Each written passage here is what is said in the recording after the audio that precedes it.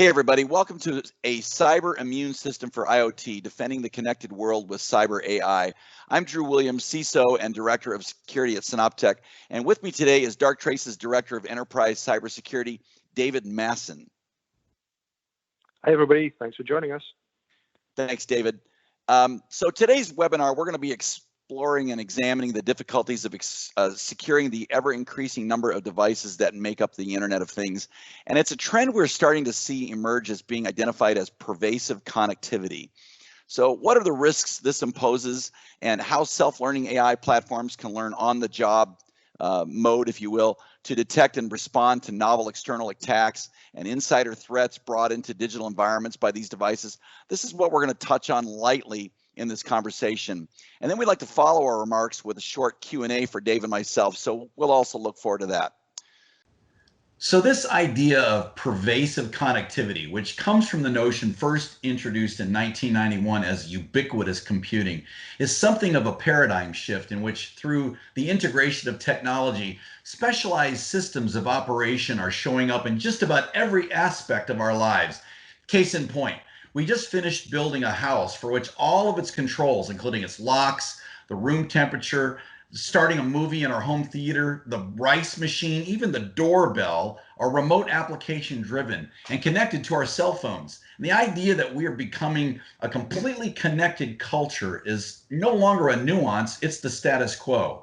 So pervasive connectivity is changing the face of the whole industry, whether in healthcare or agriculture, our homes, cities, our offices, doesn't matter. Bringing millions of endpoints and vast amounts of data into the digital infrastructure that did not exist prior to this type of evolution. And despite the rush to create more IoT appliances, most manufacturers are not outfitting these devices with proper security, if any. Let's look at some of the environments that are being changed through this introduction of connected devices. And we'll start with the office environment. We've seen a shift in how a traditional corporate network usually compiles and assembles its order of operations based on the culmination of laptops and PCs and servers and handhelds, where now these networks are transitioning to include a whole new class of entities that are connecting into highly decentralized networks. We're now seeing emerge a whole new class of specialized things as well, like things that perform functions that would otherwise not take place in what might be considered a normal operation on an IT network. Those things might include fingerprint scanners or video cameras, Amazon Echoes, smart TVs, heck, even garage door openers and doorbells like I mentioned before, and smart rice makers. And yeah, it's a given that connecting these devices to existing network infrastructures is obviously going to help in managing them, but doing so is going to create a whole new class of headache for security teams everywhere. And our guys are likely to be familiar with a Windows or Unix or Linux ecosystem, but they might not recognize these unusual sources. Logs, for example, are pretty common and somewhat static in their structure from the typical Windows Linux environment. But what about those crazy, weird duck devices I mentioned? How do we monitor their continuity and performance on an ice maker or point of entry on a door camera? Looking at these types of devices, ensuring they remain secure and not compromised, is becoming even more mission critical for organizations as well as for the consumers of these objects. The bigger challenge really is that these new devices don't fit into a common architecture, and they typically don't or can't run IT management software or security agents. And they interact with each other and the internet via proprietary protocols that security analysts and sysadmins aren't familiar with. If you ask a security engineer, for example, if Windows laptop should be talking to the net via port 445, they'd likely tell you no pretty quickly. But ask them if the new smart thermostat in a building should be broadcasting to the internal network or sending UDP packets externally, and they probably won't know. So this whole new class of challenges begs the question, how do we go about defending networks when we can't know or keep up with what normal or good behavior looks like? We need a way to keep on top of all this type of complexity and novelty. Next, we move to a much broader and more entrenched class of technologies that are most commonly found in manufacturing and utilities, and that's in the industrial control systems, or ICS, which is often referred to as operational technology or OT security versus IT security. The nature of supervisory control and data acquisition systems, or SCADA, which is a subcategory of ICS, refers to control systems that span a large geographic area, such as a gas pipeline, power transmission system, or water distribution system. In the case of these types of devices, continuous operational uptime is paramount to their success. Our friends at Gartner, for example, describe an OT security environment as including a combination of hardware and software that detects or causes a change through the direct monitoring and or control of physical devices, processes, and events in the enterprise. And the whole ICS OT landscape has changed quite a lot in recent years, especially with the rapid flood of IoT devices coming into these markets as a basis of advanced operations. OT environments and their various IoT tool sets, programmable logic controllers, and all that industrial control system technology are now requiring greater integration and interoperability and connectivity via internet technologies and interacting heavily with corporate networks. What's driving this change are the usual suspects that we normally would see in other areas of the IT infrastructure: cost reduction and efficiency improvements. And these industry segments are getting into data analytics in a big way. The need to continuously monitor these devices in a real-time state has expanded the need for greater granularity in data collection. And we're seeing more scenarios in which the interpretation of large banks of data are contributing to the logic behind these systems becoming much more instinctive in their ability to operate in these no-hands environments. This type of AI and its machine learning components is being deployed within production environments to diagnose problems and make decisions.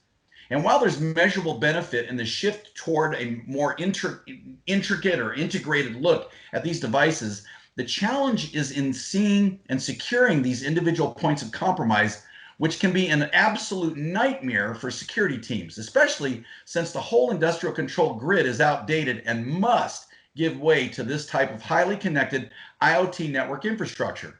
Fortunately, it's the whole notion that visibility is what is needed most, and for that reason, the required changes needed to address this growing gap are also being used to improve security around the process and IoT controls themselves. And this need for greater visibility gives us smarter information about how these devices need to operate versus how they are actually functioning, which can help us secure these environments better.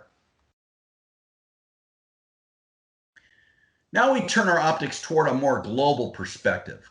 Outside of industrial or corporate applications, the Internet of Things is enabling whole new classes of connected systems, linking up the physical world into a digital system in areas that traditionally IT has had no involvement. Smart homes, like I mentioned, smart cities as well, connected networks spanning vast geographical regions, and now we have to be concerned with a whole new classification of endpoint, the high value asset.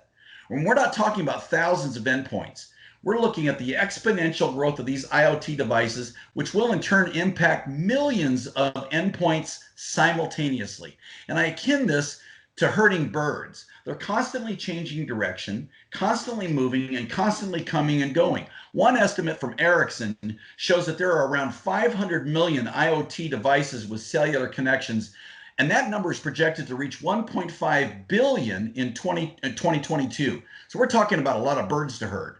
And as a result, these networks will be inundating us with data unlike ever before. Just one example, imagine of all the telemetry from a true smart city with street light indicators at each intersection, environmental lighting, environmental controls in each office of each building, and all of those connecting points for consumers along the way. This kind of connectivity is on a far greater scale to what we have traditionally seen as growth to use that we've had to face. These environments are evolving and in such a new way of looking at computing characteristics, which we now refer to as fog computing, which is the term we use to describe how the cloud computing environment may be extended out to the edge of an enterprise's network. Some of our colleagues use the example of high performance piece of equipment that generates a lot of data about its performance and use. When this data does not need to be sent to the cloud, it can be sent to a fog computing system that will aggregate it somewhat near the edge of the network. We need to be able to move with this kind of complexity to better identify, validate, and authenticate the natural patterns of communication in these networks. something humans are not particularly good at doing. So we're developing a math-based machine learning environment to make sense of all these other machines and devices. So now that we've lightly touched on the problem spots that we're aiming our optics toward with respect to IoT security and how AI comes into play, let's pass the baton over to my colleague, Dave Masson, who will discuss the Darktrace model and why this strategy makes sense. Thanks for setting the stage for us, Drew. Darktrace was founded by mathematicians and artificial intelligence experts who brought a fundamentally unique approach to cybersecurity to the market. Darktrace's approach is fundamentally unique and was specially designed to cope with digital complexity and secure hybrid and multi-cloud environments and the connected world against advanced attacks. It is inspired by the biological principles of the human immune system and is designed to embrace the security challenges of the digital age. We call it the enterprise immune system, and it is a self-learning cyber artificial intelligence that detects and responds to any potentially threatening behavior in our organization. The human immune system works on the principle of understanding self, what's me and what's not me. It uses this understanding to effectively target emerging threats or viruses that deviate from the norm and take action against them. So it actually expects intrusion and responds routinely. Darktrace's artificial intelligence works in a similar way. Our software looks across your entire digital infrastructure and learns what normal activity looks like. It does this by building what we call the pattern of life for every user, device, container, bucket, and peer group in the context of the wider organization. In this unique and evolving pattern of life, Darktrace can identify and fight back against threatening activity before damage is done. Critically, Darktrace does not use rules, signatures, or prior assumptions. It does not make assumptions of what good or bad looks like. Instead, this is a self-learning approach that can detect subtle deviations and weak indicators, irrespective of where or how the activity originated. This allows it to spot novel threats and insiders that pre-programmed solutions would miss. And the beauty of a self-learning approach is also that it can be deployed on any type of network and learns from any data type. It also scales linearly and at the speed of digital business and provides 100% visibility across your entire organization. So how does this approach apply to the IoT world Drew was discussing earlier? Well, the challenges we identified there were lack of knowledge or familiarity with what all these different kinds of devices should be doing, increased complexity and interconnectivity, less separation and segregation, and just sheer scale. The lesson here is that prescriptive approaches to security that rely upon us manually specifying what ought to be happening on our networks aren't going to keep up. We need to be able to adapt to all this novelty. And actually, uniqueness and novelty are a strength when it comes to an immune system approach. Far from being a challenge, this richness of data can be harnessed and used to defend our networks. Think of it like this. An IoT network is full of millions of different devices with dedicated tasks, all behaving differently to each other. On the one hand, that seems intimidating if it's up to us to know what they should be doing. But if we think in terms of automatically learning self, what that means is that these devices have unique individual patterns of life. IoT networks are complex, but the individual devices are simple. This means that when we think about their pattern of life and what they typically do each day, it's very simple and crisp. They perform a limited set of bespoke, unique tasks. This is a really clear baseline of what normal looks like for them. And it's unique to that type of device, not generic. So if you're doing machine learning at the level of individual devices, this is a great strength. The unique and distinctive pattern of life of these different devices is what allows us to know if they have been compromised. They have a very strong and differentiated sense of self, as opposed to generic Windows laptops and traditional IT devices. Once the enterprise immune system has learned all these unique patterns, it is able to keep up with dynamic complexity of these networks, and it is able to use all this knowledge to easily spot if something changes. The networks may be dynamic, but the behavior of the individual devices is pretty static. IoT sensors only do one or two dedicated tasks, so the system has learned that and understands it. Defending these devices is relatively straightforward.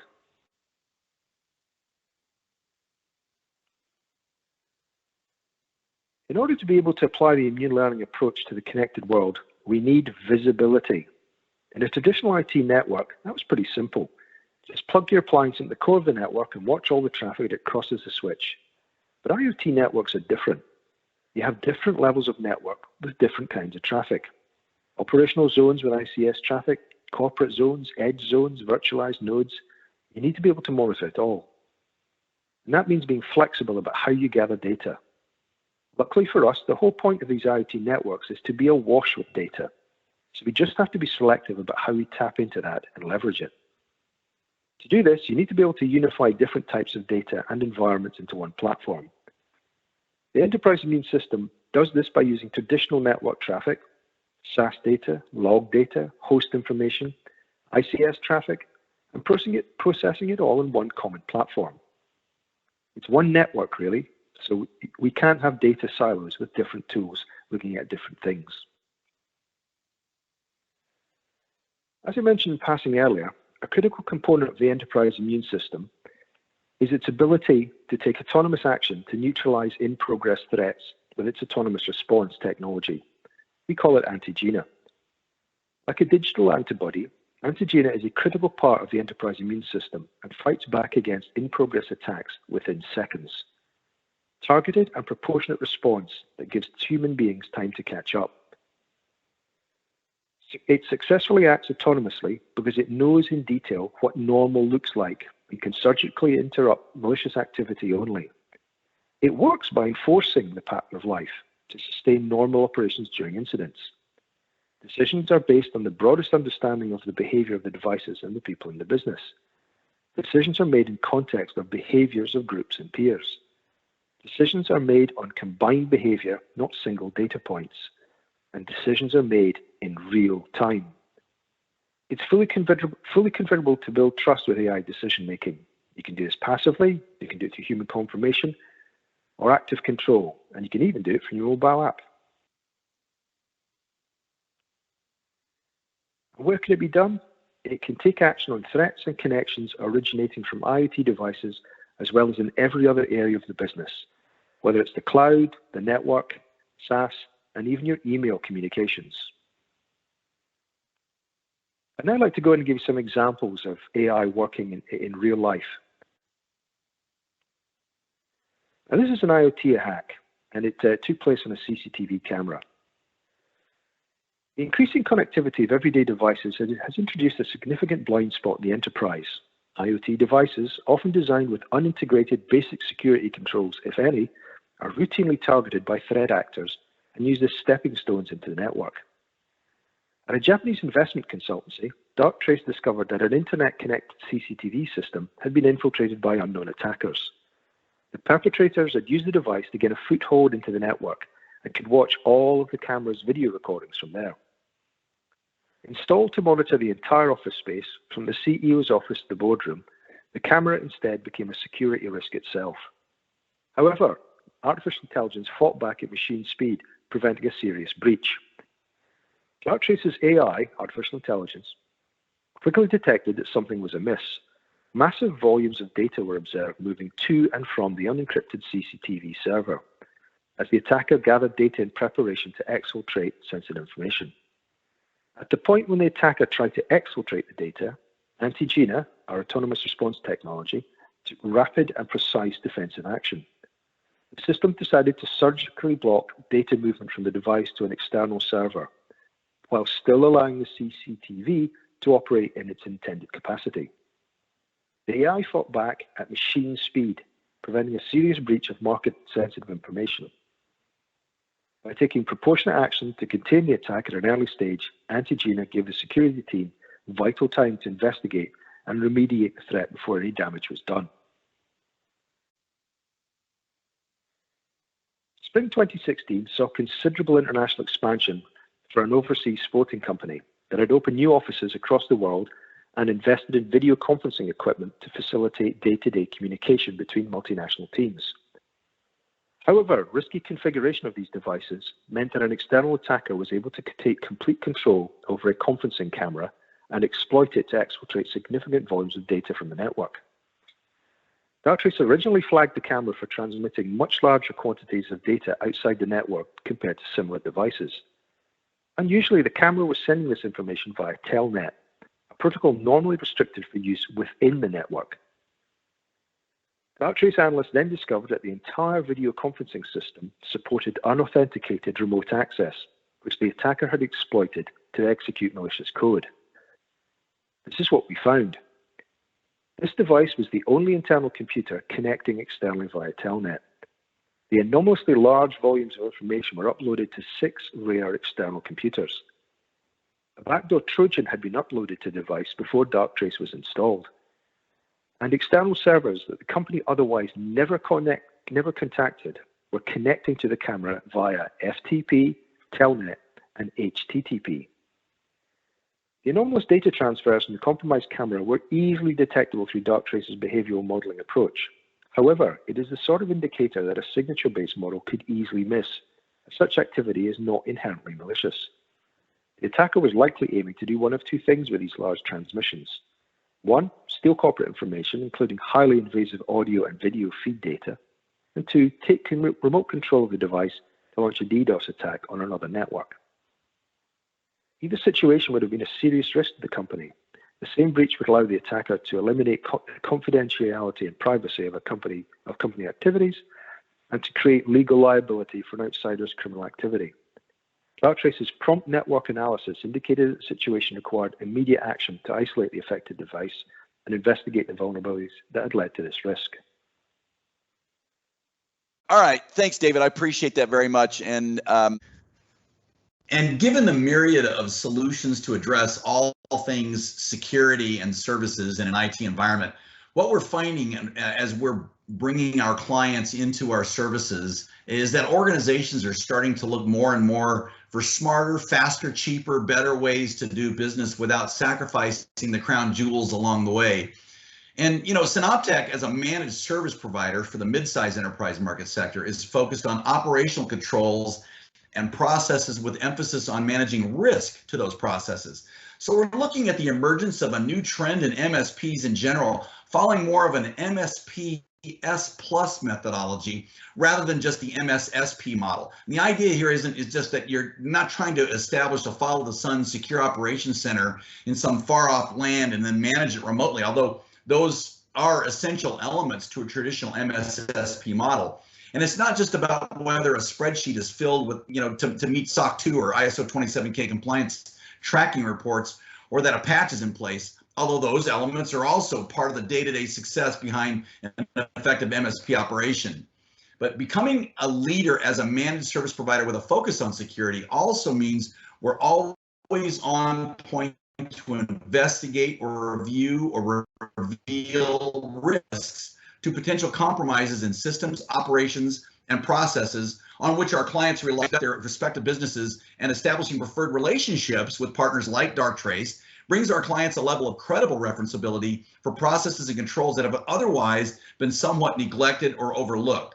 And also, I think this is equally relevant, this fundamental shift to consider risk as part of the core competencies of an operation is a huge responsibility that goes beyond certifying that an audit has disclosed its gaps in an operational framework. And really, it begins to rely more on our company's instinctive characteristics, not to be perceived as an MSP that tends to stir the pot as troublemakers, but to be recognized as solution providers who are also deemed to be trouble finders.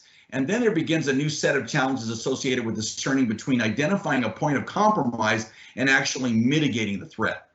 And so those are the factors that I think come into play. And Synoptech's position as an MSP S+ offers our clients a consultative approach that offers end-to-end visibility necessary to maintain that kind of performance, as well as availability and security of critical business operations. We've got a couple of questions that have been kind of bandied about. The first one was, in your opening remarks, you mentioned the idea of pervasive connectivity, meaning there will be millions of endpoints for an MSP to manage. As an MSP, how does Synoptech see this being achieved without breaking the back of the network of the bank? And, this is a pretty complicated question. If we just look at the statistics that we're facing, by 2020, for example, the install base of IoT devices will reach something like 20.4 billion, according to one study that Gartner did, which is more than double last year's number of 8.4 billion. Meanwhile, you look at what IDC says, and we're talking about spending in excess of $772 billion just this year, which is a huge bump. And by 2020, we're supposed to surpass over $1 trillion just in IoT devices. So we're looking at the development landscape, and it may take a while before traditional IP monitoring tools become better integrated into these IoT platforms. And so Synoptech is already looking ahead and examining how we can help our clients prepare for IoT security devices. And that's going to depend a great deal on the data that's being collected and acted upon at the device level, at the edge of the network, and making those determinations as to what that pattern of life is as far as the expected behavior versus anomalous and potentially hostile behavior. And that's going to require processes that move way faster and much more accurately than what human intervention can traditionally be capable of doing, and what we would normally find in an eyes-on-glass environment. That's my take on the question. David, how do you see this issue being addressed? Rather than looking at it from the point of view of an MSP having to deal with all these millions of endpoints, think upon it as the AI is doing this for you. AI really doesn't care how big you are, small you are, fast, thin, whatever. It really doesn't matter. That's the whole reason we're using AI. We're using AI to do the heavy lift for everything. Heavy lift in investigation, heavy lift in finding threat, heavy lift in stopping it, and heavy lift in just building out the network connectivity of all these devices. Just let the AI do it for you. Another question that came up is, where does network segmentation come into play when looking at securing IoT devices? And when we look at the complexity of IoT and how it magnifies risk, to put it in perspective, there are over 3 billion smartphones and 8 billion IoT devices, all of which are vulnerable to hacking or being compromised. And a compromised network doesn't just pose a risk to an individual or a private organization, it also poses a great risk to public infrastructures like traffic lights or government websites. Network segmentation is the key to implementing an effective IoT security strategy. By segregating a network into subnets and then breaking those into individual groups, that not only improves performance and operational levels, it also allows for network security risks to be better tracked, managed, and contained. And that gives us a better eye on what's going on. David, do you want to comment on that? No, I think you pretty much got it there. Yeah. All right. And then finally, I guess one more question with respect to, what are the biggest issues that we see on the horizon with respect to IoT security? And again, I go back to my herding of birds. It's just by which the speed that these devices are being developed and put in the market. The data points are being implemented so fast, and the points of compromise become exponential and absolutely impossible to stay on top of from a testing and validation perspective. Then we've got things like ransomware and malware and all these other things. And David talked about just letting the AI process take over and look at this data and manage this data. IoT manufacturers are so hungry to produce and deliver their devices as fast as they can that they don't necessarily look at the risks beyond a cursory review. And then you've got the whole firmware manufacturer. They only provide updates for a short time, and then they stop the moment they start developing the next big thing. David, you want to comment on that as all?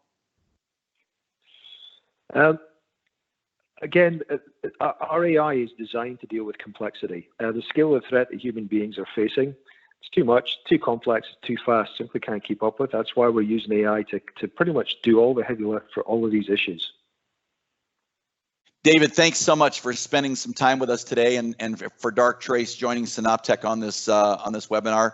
We hope that this discussion on IoT security has been useful and beneficial. And if you have any questions, just click on the link, and we look forward to speaking to you again in the future. Thanks so much. Thanks, everyone.